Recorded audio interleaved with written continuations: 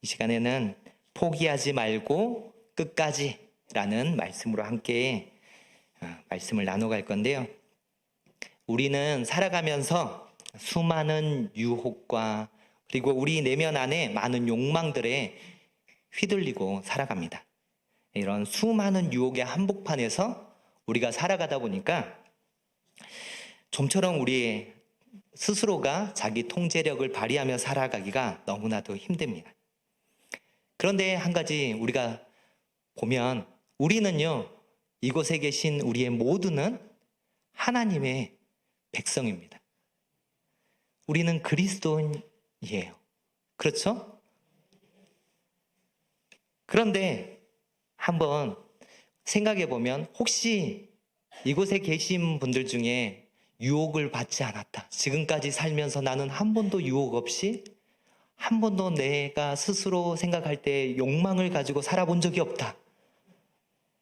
그런 분이 계신가요? 네, 아마 없을 겁니다.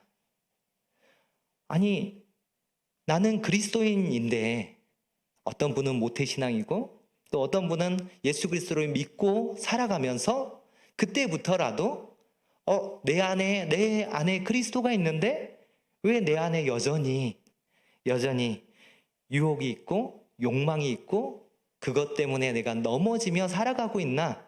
이런 고민들은 혹시 해보셨나요? 제가 이제 대학생들을 함께 성경 공부를 해가다 보면 모태 신앙이 아닌, 그래서 이제 대학생이 돼서 이제 예수님을 믿고 함께 공부를 해가는, 한국에서도 그런 학생들을 함께 공부를 했었고 중국에서도 이제 그런 학생들과 함께 공부를 하다 보면 그런 얘기를 하게 됩니다. 세상을 살아갈 때 믿지 않는 사람들은 유혹에 넘어져도 뭐라고 하는 사람이 없다. 그것을 많이 문제시하지 않아요. 그럴 수도 있지. 다 그렇게 사는 거야. 살다 보면 그럴 수 있는 거지. 하지만 그리스도인으로 살아가다 보면 그 유혹에 빠져서는 안 돼. 라고 이 얘기를 하면 학생들이 이제 농담 삼아서 그런 얘기를 합니다. 아니, 그런 얘기는 진작 얘기를 해주셔야지. 왜 이제 와서 얘기를 해주시냐고. 이러면서 농담식으로 막 얘기를 해요. 왜냐하면 그렇게 진작 얘기를 했으면 제가 나중에 예수님을 믿었을 건데 왜 지금 얘기를 하셔가지고 벌써부터 이렇게 귀찮게 이렇게 마음이 불안불안하게 살아가게 하시냐고. 그럴 때 제가 농담으로 물어봤으니까 농담으로 두 가지를 얘기를 해주는데요. 하나는 너 언제 죽을 줄 알아? 언제 죽을 줄 알면 죽기 전에 그렇게 믿고 하면 되지. 그런데 언제 죽을 줄을 모르잖아. 그리고 한 가지를 더 얘기를 하는데요. 내가 내 마음대로 살다가 천국, 하나님 나라에 가면 하나님의 통치 안에 살아가야 되는데 내가 막 마음대로 살다가요. 마음대로 살아가다가 갑자기 전혀 다른 상황들 가운데 딱 놓이면 어떻게 될까요? 이게 불편할 수 있어요. 한 번도 하나님의 나라에 대한 소망도 없고 기대도 없고 그것에 대해서 꿈꾸지도 않았어요. 연습해보지도 않았어요. 살아보지 않았는데 갑자기 천국에 딱 떨어지면 갑자기 그곳에 딱 가면 농담이니까요. 농담식으로 툭 던졌으니까 그 천국이 오히려 그 사람한테는 지옥이지 않을까? 라는 얘기를 좀 해줬어요. 오늘 말씀을 보기 전에 이 말씀은요, 고린도 교회라는 교인, 그리스도를 주로 믿는 사람들에게 이 말씀을 하고 있습니다. 분명히 세상 사람들에게는요, 유혹을 받고 넘어지는 것. 유혹을 받는 것은 죄가 아닙니다. 유혹을 받는 것은 죄가 아니에요. 유혹을 받으면서 살아가는 것은 정상적인 거예요. 그리스도인이 세상 가운데 살아갈 때는 보세요. 창세기에 보면 요셉도 보디발의 아내에게 유혹을 받잖아요. 그런데 그 유혹에 넘어졌나요? 아니잖아요. 유혹을 받았을 때 도망쳤어요.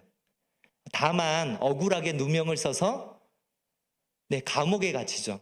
그것은 그 감옥에 갇힌 것은 하나님의 계획 안에서 감옥에 갇혔고, 이후에 하나님께서 그 이집트의 애굽의 총리로 세워가기 위한 하나님의 계획 안에 있었던 거지, 그가 이 유혹에 넘어진 게 아니거든요. 죄에 넘어진 게 아니에요. 그는 유혹을 뿌리쳤고 그 유혹에 넘어지지 않고 그가 그리스도인답게, 하나님을 믿는 하나님의 백성답게 그 위기를 넘어갔습니다. 그런 것처럼 우리가 이 땅 가운데 살아갈 때 분명히 유혹은 다가오는데, 우리 또한 그 유혹 안에서 어떻게 살아가라고 하나님의 말씀은 말씀하고 있냐면, 로마서 12장 2절 말씀에 너희는 이 세대를 본받지 말고 오직 마음을 새롭게 함으로 변화를 받아 하나님의 선하시고 기뻐하시고 온전하신 뜻이 무엇인지 분별하도록 하라. 세상에 살아갈 때 어떻게 하라고요? 하나님이 기뻐하시는 게 뭐냐? 공동체 성경 읽기를 해가고 있는데요. 이 공동체 성경 읽기 지금 어디 말씀 해가고 있죠? 위기입니다. 레위기. 무슨 똑같은 말씀을 계속 하는 것 같은데, 레위기 말씀에서 핵심이에요. 레위기 안에서 11장 45절에 가면 하나님께서 우리에게 이렇게 말씀하세요.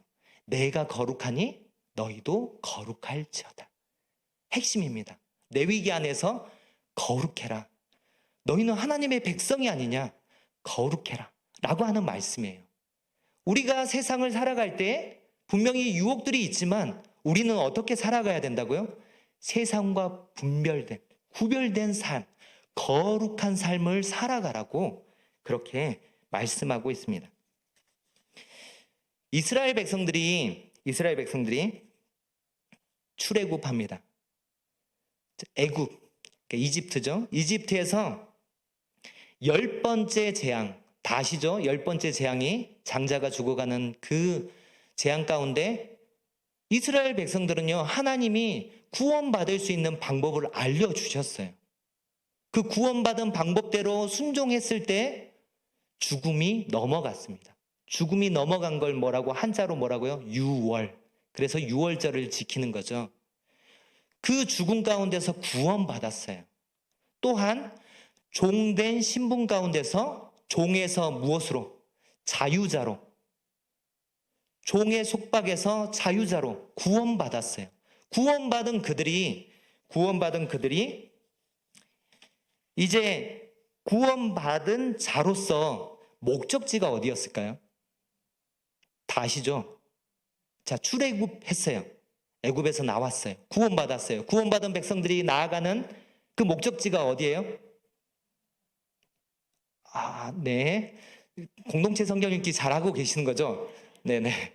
공동체 성경 읽기를 하면 너무 잘 알고 있는 그 부분인데, 지금 어디를 향해서 가고 있냐면요, 가나안 땅을 향해서 가고 있어요. 이제 좀 아시겠죠? 너무 다 알고 있는 내용인데, 제가 질문을 좀 이상하게 한 것 같아요. 자, 목적지가 어디냐면 가나안 땅을 향해서 나아가는 거죠. 그런데 이 가나안 땅에 대한 이 목적지에 대한 이해가 믿는 사람들 안에 조금씩 달랐던 것 같아요. 이 고린도 교회도 마찬가지거든요.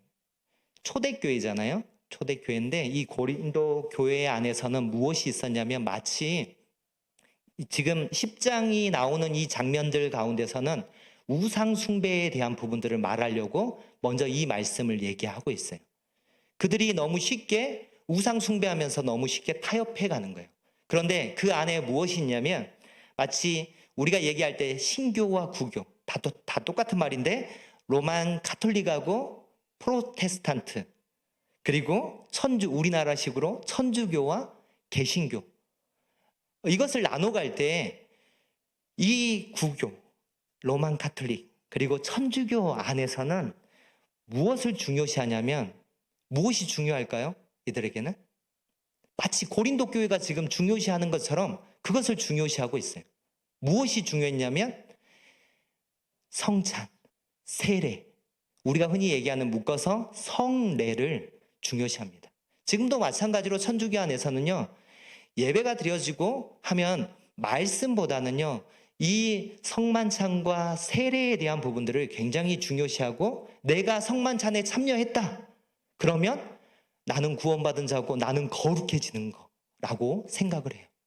이때 당시에 고린도 교회 안에, 이미 초대교회 안에 무슨 생각을 가지고 있냐면, 내가 좀 죄를 범하고 살아도 내가 세례도 받았고 내가 성만찬에도 참여하고 있으니까 나는 괜찮아, 나는 구원받았어 라고 얘기하는 사람들이 이 고린도 교회 안에 많이 있었습니다.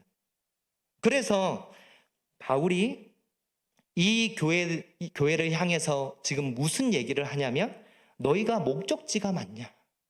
자, 가나안 땅 하면 다들 뭘 떠올리냐면 천국 하고 끝나요. 이제 무조건 목적지 천국만 가면 돼요. 방법 뭐로 가든 서울만 가면 되는 것처럼 마치 어떤 방법을 쓰든 나는 가나안 땅만 들어가면 돼라고 생각했는지 모르겠어요. 다들 그 방법 안에서 무엇을 따라가느냐면, 난 성만찬에 참여하면 나 다 됐어. 요즘으로 하면 뭐가 될까요?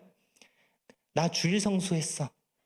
주일 성수하면 나 다 됐어. 나 거룩한 거지. 하나님 앞에서 이 정도면 됐지 라고 생각하는 게 이때 당시에 세례와 성찬 가운데 참여하는 사람들의 태도였어요. 그런데 그 목적지 뭐로 가면 그곳만 가면 되나요? 사실 성경은 그것을 얘기하고 있지 않습니다. 우리의 목적지는 유혹이 많은 이 땅 가운데 세상에서 이 유혹을 뿌리치고 끝까지 세상과 구별된 삶을 살아가면서 그 구별된 삶을 선택하면서 그러한 삶으로 살아가는 것. 그러면서 뭘 해요? 그리스도를 닮아가는 거예요. 이 땅 가운데 끊임없이 그리스도를 닮아서 살아가는 거예요. 그래서 내가 죽었을 때는 그리스도를 얼마나 닮았는지는 모르겠어. 60%인지 80%인지는 모르겠지만 나의 달려갈 방향은 무엇이냐면 예수 그리스도를 닮아가는 거거든요. 구원받는 것에서 끝나는 게 아니에요. 출애굽, 애굽에서 나왔다고 끝나는 게 아니라고요. 끝나는 게 아니라 어디? 예수 그리스도를 닮아가는 삶. 이것을 좀 다른 말로 제가 창세기 때 얘기했던 하나님의 형상이에요. 하나님의 형상을 그리스도 안에서 회복해 가는 것. 이것이 우리가 달려갈 방향이거든요. 성경은 지금 그리스도인들에게 너 구원받았으니까 이제 됐어. 아무렇게나 살아도 너는 구원받았으니까 천국 갈 거야. 이거 얘기하지 않거든요. 그래서 바울은 이 고린도 교회를 향해서 하나님의 백성이라고 말하는 고린도 이 교회를 향해서 그리스도인이라고 얘기하는 그들을 향해서 고린도전서 9장 26절 27절 말씀에 이렇게 얘기를 하죠. 그러므로 나는 다름질하기를 향방 없는 것 같이 아니하고 싸우기를 허공을 치는 것 같이 아니하며 내가 내 몸을 쳐 복종하게 함은 내가 남에게 전파한 후에 자신이 도리어 버림을 당할까 두려워함이로라. 말씀 뒤에 부분 때문에 다들 좀 오해하는 부분들이 있는데 내가 구원받은 줄 알았는데 내가 하나님이 나를 버렸어 라고 생각하는 이걸 말하지 않습니다. 바울이 얘기하는 것은 다름질하는, 달리기를 하는데 방향 없이 목적지 없이 아무 데나 달리지 않는 것처럼 어떻게 하면 더 빨리 달릴 수 있을까라는 부분을 생각하고 이것을 계산해 봐요. 그래서 심지어 누구에게? 옆에 있는 사람에게 알려줘요. 이렇게 하면 달리기 할 때 목적지에 더 빨리 갈 수 있어. 이렇게 하면 너가 우승할 수 있어. 라고 하는 것을 알려줬는데 본인은 어떻게 해요? 연습을 안 해요. 방법은 아는데 연습을 안 해서 자기는 그것을 못하면서 다른 사람, 다른 사람에게는 전파하지만, 다른 사람에게 방법을 알려주지만 자기는 할 수 있어요, 못해요? 경기가 됐는데 못해요. 머릿속으로는 알고 있는데. 이게 바울이 얘기하고 있는 그것이거든요. 뭐냐면 권투 선수가 만약에 12라운드 경기를 하는데 나는 어떻게 됐든지 한 대라도 때리는 게 목표야. 그러고 아무렇게나 휘두르는 권투 선수가 없다는 거죠.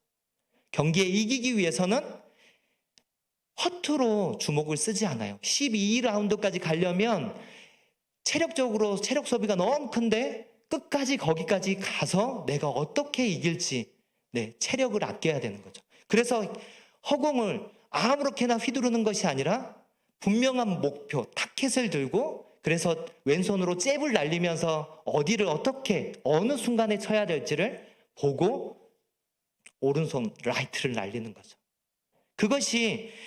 그것을 알고 있으면서도 아는데 못하는 것.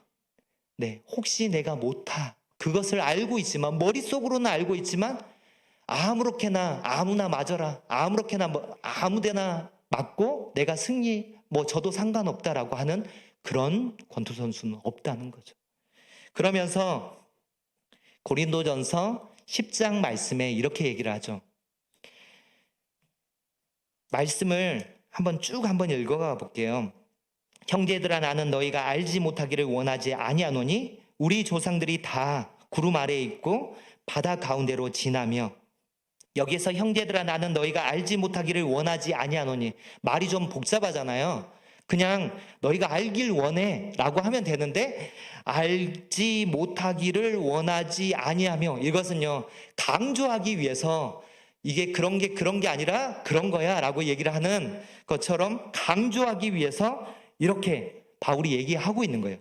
그들이 다 구름 안에 지났고 바다 가운데로 지났어요.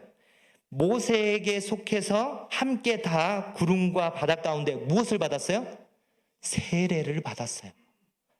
자, 그들이 중요하게 생각하는 세례를 받았어요. 세례는 구원의 방법인가요? 구원의 표인가요? 세례를 받으면 구원받나요? 아니죠. 구원받았다는 표입니다. 구원은 예수 그리스도를 믿음으로, 우리가 하나님을 믿음으로 구원을 얻는다라고 말하고 있죠. 세례는 구원받은 표예요. 자, 그리고 또 다 같은 신령한 음식을 먹으며 다 같은 신령한 음료를 마셨으니 뭐예요? 만나와 반석의 물을 다 마셨어요. 자, 이들은 그리스도인인가요? 이들은 하나님의 백성인가요? 자, 하나님의 백성이죠. 그렇잖아요. 죽음을 벗어나서 죽음으로부터 구원받은 자, 이스라엘 백성들. 그리고 종되었던 그곳에서 애굽에서 나왔잖아요. 나온 하나님의 백성이에요. 지금 이들이 구원받았냐 구원받지 못했냐 이 얘기를 하는 것이 아니라 이들은 분명히 무슨 표를 가지고 있어요. 구원받은 표가 있어요. 표가 있는데 이들의 그 모습 안에 누가 봐도 이들은 구원받은 사람인데 하나님을 기쁘시겠어요? 기쁘시게 하지 못했어요. 5절 말씀에 이렇게 얘기합니다. 그러나 그들의 다수를 하나님이 기뻐하지 아니하셨으므로 그들이 광야에서 멸망을 받았느니라. 하나님이 기뻐하지 않았대요. 여기서 또 멸망 오해하지 마세요. 또 이분법적으로 또 얘기하시면 안 됩니다. 그래서 이들이 구원받았나요? 구원받지 못 이렇게 물어보면 안 되고요. 분명히요. 하나님의 백성들이에요. 왔는데 광야에서 이들이 끝까지 목적지까지 가지 못하고 광야에서 다 죽었다는 거예요. 목적지까지 간 사람은 누구예요? 어른들 중에는 누구예요? 갈렙과 여호수아. 갈렙과 여호수아만 그 땅에 그 목적지까지 도달한 사람들이고 그렇지 않은 사람들은 20세 이하의 어린 자녀들이나 그 광야에서 태어났던 사람들이 그 땅 가운데 들어갔습니다. 그래서 지금 6절 말씀에 이렇게 얘기하죠. 이러한 일은 우리의 본보기가 되어 우리로 하여금 그들이 악을 즐겨한 것 같이 즐겨하는 자가 되지 않게 하려 함이라. 왜 이 이야기, 이 말씀이 성경에 기록되어 있다고요? 그냥 하나님 믿으면 좋은 거야. 하나님 믿으면 복받아. 모두가 구원받고 잘 살게 돼. 라고 했으면 구약에 이런 말씀 적으면 안 돼요. 그런데 그게 아니라 왜 이것을 적었다고요? 우리에게 본보기가 되게 하기 위해서. 믿는 자들에게 본보기가 되게 하기 위해서. 어디를 향해서 나아간다고요? 목적지를 향해서. 예수 그리스도를 닮아가는, 이것을 성화라고 얘기를 합니다. 예수 그리스도를 닮아가는 삶. 그 목적지를 향해서 나아가는데 이들에게 있어서는 7절부터 나오는 게 뭐예요? 처음에 우상숭배입니다. 우상숭배. 시내산에서 율법을 받을 때 모세가 올라가죠. 하나님과 그 대화하는 중에 있을 때 그들이 한 게 뭐였을까요? 금송아지 만들죠. 우리를 애굽에서 이곳까지 인도해낸 그 신을 보여달라. 그러니까 아론이, 저희 딸이 굉장히 의아하게 어떻게 저런 핑계를 대지? 라고 되게 놀래 하더라고요. 나눔을 할 때 카톡에다가 이제 말씀, 공동체 성경 읽기 읽고 그 말씀들을 하나씩 올리잖아요. 나눔을 해갈 때, 저희 큰딸이, 어떻게 이런 유치한 핑계를 댈 수 있나? 막 이런 투로, 나눔을 적어 놨었어요. 그렇죠. 자기들이 금을 다 모아서 어떻게 해요? 금송아지를 만들어 놓고 모세가 그것을 향해서 놀라면서 어떻게 이럴 수 있냐라고 얘기를 할 때 아론이 하는 말이 뭐예요? 갑자기 뿅 하고 나타났대요. 금송아지가 뿅 하고 나타났대요. 어떻게 이런 유치한, 그러면서 그들이 한 게 뭐예요? 우상을 만들어 놓고 금송아지를 만들어 놓고 한 게 뭐냐면 그 금송아지를 놓고 뛰면서 춤추며 기뻐했던 거예요. 그들의 목적지가 우상 숭배인가요? 금송아지 만드는 거였어요? 그런데 그들은 끝까지 가는 것을 포기하고 여기까지만 옵니다. 그래서요, 이곳 가운데 죽어간 사람들이 있어요. 그리고 그 다음 그들 중에 어떤 사람들이 음행하다가 하루에 2만 3천 명이 죽었나니 우리는 그들과 같이 음행하지 말자. 이 음행은 뭐냐면요, 그 모압 여인들이 그들의 신들, 신들을 모시는 그것 가운데 그들을, 이스라엘 백성들을 유혹해서 그곳에서 음행하고 또한 그 우상들을 섬기게 하는 그 일들을 겪어요. 그러면서 여기에 나오는 2만 3천 명, 민수기 안에서는 이것을 얘기할 때 2만 4천 명, 숫자보다는요, 더 중요한 게 전염병을 통해서 이 많은 사람들이 한꺼번에 다 죽고 그 원인이 되는 그들을 죽였을 때 이 전염병이 그치는 걸 봐요. 그러면 이 전염병, 이 음행했던 사람들은요, 이 가운데 금송아지 우상숭배했던 것 가운데 이들은 이것을 경험하면서 그때 죽었나요? 죽지 않았나요? 안 죽었으니까 여기까지 왔죠.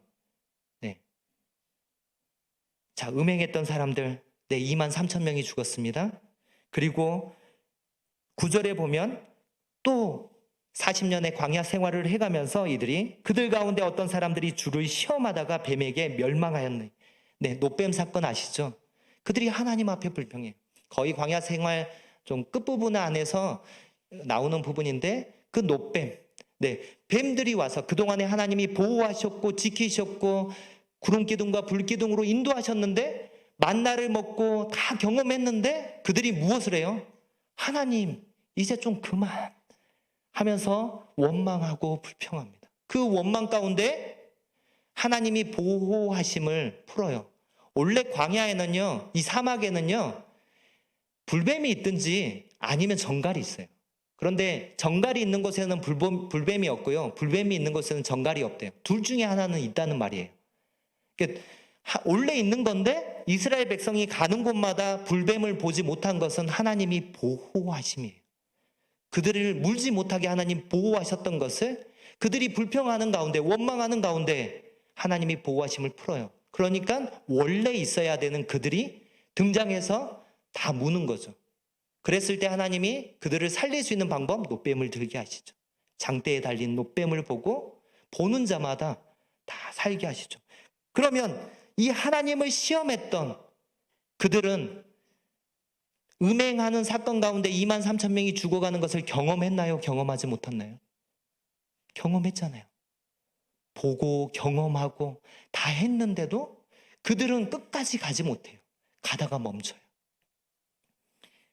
그리고 10절에 그들 가운데 어떤 사람들이 원망하다가 멸망시키는 자에게 멸망하였나니 너희는 그들과 같이 원망하지 말라. 그들이 출애굽에서 막 홍해를 건너고 나서 하나님을 찬양합니다. 찬양하고 또 뭐예요? 찬양한 다음에 광야를 딱 경험하고 나서부터 시작하자마자부터 물이 없네, 먹을 게 없네, 고기가 없네, 계속 불평합니다. 그리고 어디까지? 가데스 바네아까지 도달해서까지 하나님 계속 믿지 못하고 원망하고 불평합니다. 자, 그들은 앞에 거를 경험했어요, 못했어요? 옆에 사람 막 죽어가는 거 경험했어요, 못했어요? 경험했어요. 그런데도 그래서 오늘 말씀 가운데 너희가 선줄로 생각하지. 선줄로 생각한 건 뭐예요? 내가 이만큼 하면 하나님 저 괜찮죠? 제가 이만큼 섬기면 저 그래도 좀 괜찮은 사람이죠. 저 이 땅 가운데 그래도 이렇게 지금 20년 이렇게 살아왔으니까 저 괜찮은 거죠. 이거 아니라는 거죠. 선줄로 생각하는. 그래도 이제 이만큼 살았으니까 이제 그리스도인은 아니게 좀 살고 싶다. 이게 아니라 어디까지요? 끝까지. 오늘 제목이 뭐라고요? 포기하지 말고 끝까지. 만화를 애들하고 같이 만화를 보다 보니까 거기서 얘기하더라고요. 포기는 뭐 할 때 쓰는 거라고요? 배추를 셀 때 쓰는 단어라고. 배추를 셀 때나 쓰는 단어가 포기입니다. 우리는 포기하지 말고 끝까지. 목적지가 어디라고요? 하나님을 닮아가는 그리스도. 내가 거룩하니 너희도 거룩하라라고 말씀하시는 그 예수 그리스도를 닮아가고 거기에 우리가 하나님의 형상을 회복하는 그날까지 끝까지 달려가는 거죠. 우리 옆 사람과 인사하고 설교를 마치겠습니다. 옆 사람과 함께 끝까지 달려갑시다. 끝까지 달려갑시다.